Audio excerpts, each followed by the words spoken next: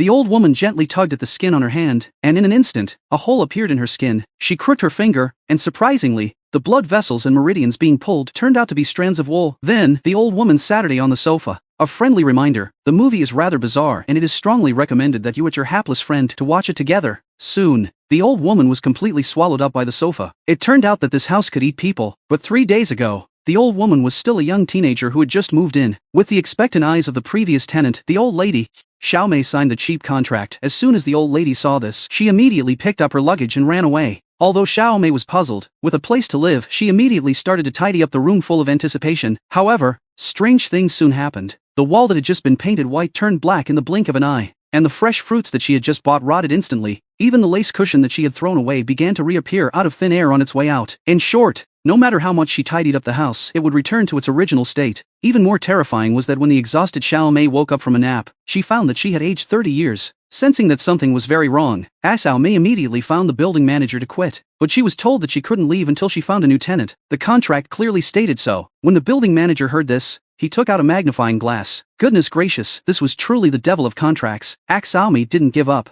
She found a doctor and showed the report to prove that the excessive formaldehyde in the apartment had caused her to age rapidly, but the doctor didn't believe her. Instead, he recommended a plastic surgery hospital to Xiao Mei for a facelift. Xiao Mei immediately took out her passport to prove that she was only 18 years old, but when she opened it, the passport was covered with lace, and she couldn't see anything clearly. After several unsuccessful attempts to seek help, Xiao Mei had no choice but to decide to stay in a hotel. But when she opened her eyes after waking up, she had turned into an 80-year-old woman. When she spat out a mouthful of phlegm, a tooth came out with it. Frightened, Saimi quickly found the building manager, but the manager seemed to be used to it and just said something. At this point, Saimi was desperate. She went back to the room and poured alcohol on the floor, ready to burn this damned house down. But just as she was about to strike a match, her legs suddenly gave way and a piece of wool came out of her mouth. Fortunately, the building manager arrived in time and pulled out a piece of lace from her throat that was longer than her leg. Apparently, this house had its own will, and going against it was like courting death. The building manager didn't want Xiao Mei to just die of old age like this, but he insisted that she find a new tenant immediately. So Xiao Mei found her ex-boyfriend, Asao Shai. But not only did the other party not recognize Xiao Mei, but he also had a new girlfriend. Xiao Mei, disheartened,